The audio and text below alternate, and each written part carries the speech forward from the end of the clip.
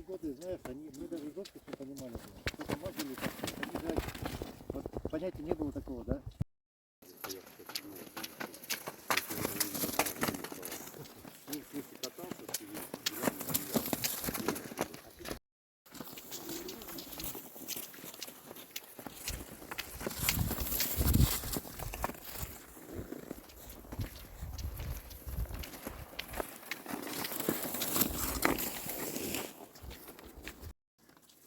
Кирилл, не вверх, вверх, вперед толкайся.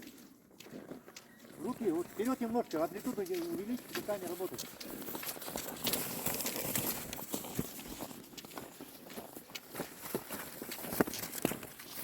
Очень мелко.